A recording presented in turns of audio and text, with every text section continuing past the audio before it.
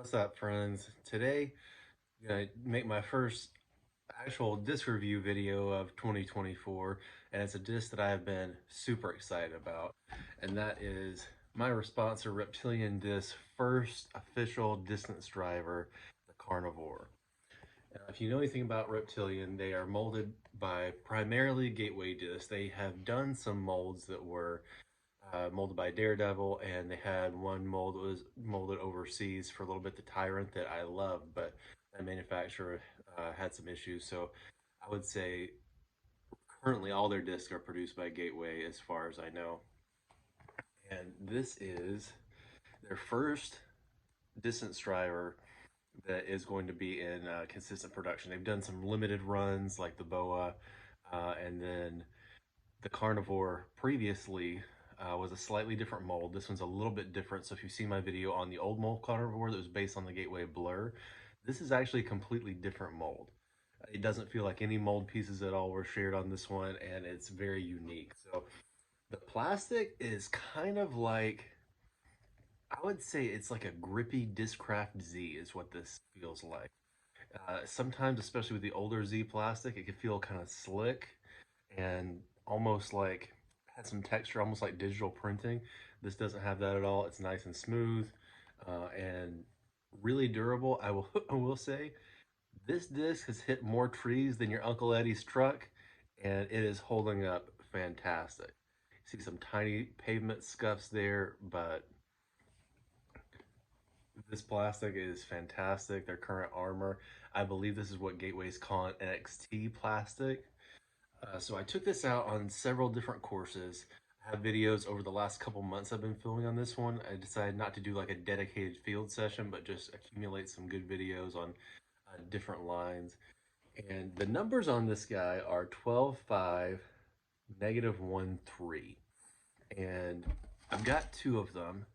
For whatever reason, the lighter pink one is ever so slightly more stable than the darker pink one, but it's tiny. It's probably I hit a tree early on with this one that might have given it a little bit of turn, whereas this one's pretty solid. I'll let you guys check out the video on some different throws at different parks, and then we'll recap on what I thought at the end. All right, guys. So out at Calhoun Disc Golf Course, trying a nice low forehand, flexing it out there. Clips a tree, but still makes it pretty far away down the fairway. Trying it on the final hole here, getting that hyzer out there nice and wide, and it ends up being too much disc for it. Ended up way long and left, but still really nice flight there. Out at Sand Mountain, it's a long two-part par four. Get it to skip off that bridge right there. Goes about 415 and gets me a great shot to attack for the birdie. This one slips out a little bit early, but it has such a good skip there. It actually still gets up into the circle. On this one, it's about 360 feet. At Hamilton Crossing, this wind is whipping hard here. My buddy has just gone out of bounds, so I'm putting on a nice low hyzer. Ends up being a little bit more left than I would have ideally wanted, but nice throw in the circumstances. At Goat Island here, threading that needle, trying to hold a hyzer the whole way, but penetrate a lot. Got up and down for the birdie on that one. At Deerfield, trying this really nice wide hyzer line. I usually throw something slower and more overstable, but it still gets into circle two.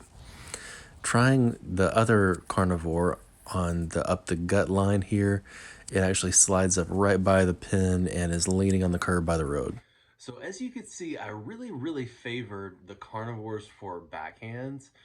They go about as far as anything. It's not, I would say 100% of my max distance like I could get with a little bit less stable driver like my lightweight D2 Pros, but it's really close, and the control that is added by that little bit of stability makes them a great option for a medium to high powered player on nice, long, controlled backhand shots. They really go a long way. They go where you think they're going to, which sometimes with your max distance disc is not a given. Since they're a little bit on the domey side, it's not my absolute favorite feel for forehands. I would like it to have a little bit higher wing and a little flatter top to get that full power forehand. But when I hit them right forehand, they went super far.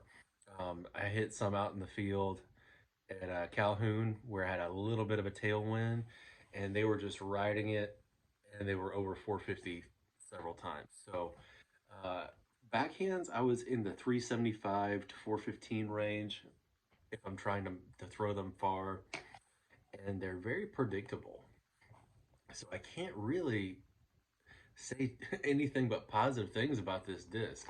For your lower to moderate powered players, this could be a great like forehand disc, overstable wind fighting backhand disc.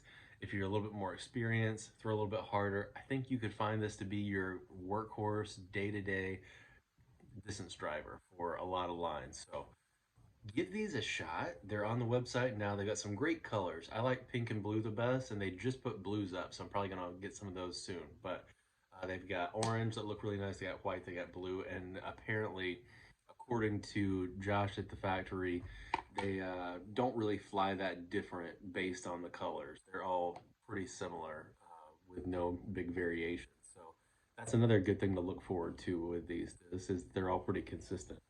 So thank you guys for watching. Check out the Carnivore and just look at that stamp. If you're a Reptilian fan, this is actually the original Tyrant stamp. This got the Carnivore text and the numbers changed out, but it's so great to have that old school like Godzilla T-Rex stamp back in the bag. Really pumped about that one. Hope you guys are having a great New Year so